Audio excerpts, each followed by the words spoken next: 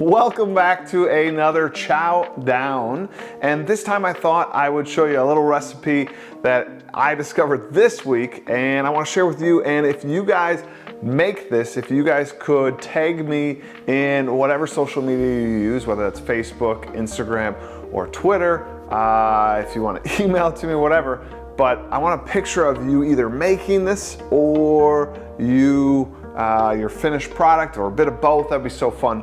Today we are going to make kettle corn. I discovered this week and it has been and I think I've made it a couple times, so we're gonna make it with you right now.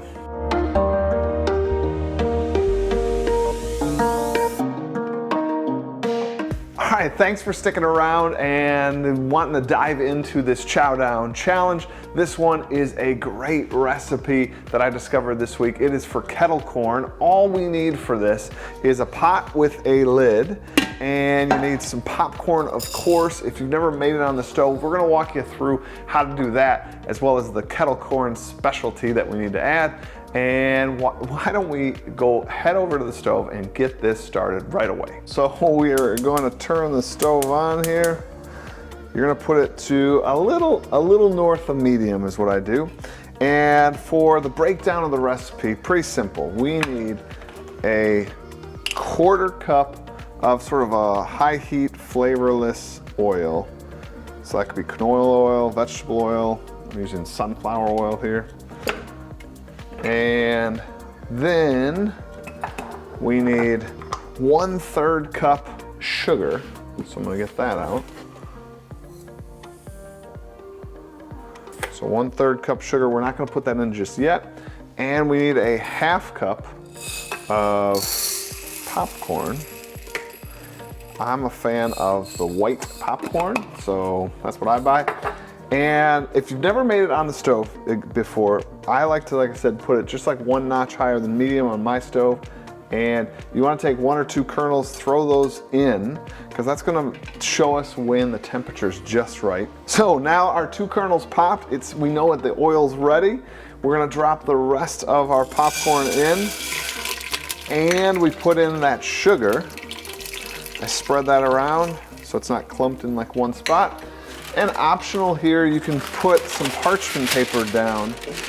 This is gonna make it a little easier to clean in the end so that that sugar doesn't pop up on this top. So we really only have to clean kind of the sides. And now we want to give it a shake so that sugar sort of spreads around. And we wait for that popping to begin. So it's starting to pop, pop, pop, pop, pop. I'm gonna give it a good little shake here.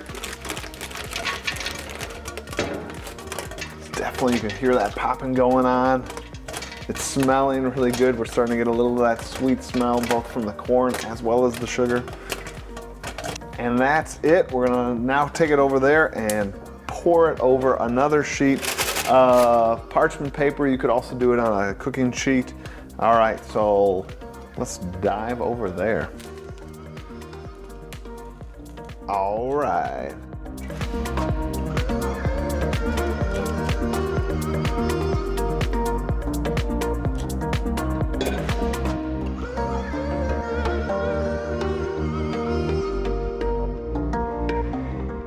All right, guys, we now spread it out a little bit. It's hot, and while it's hot, we want to add a bit of salt. So I'm gonna take my salt here and just sort of drizzle it over the top here.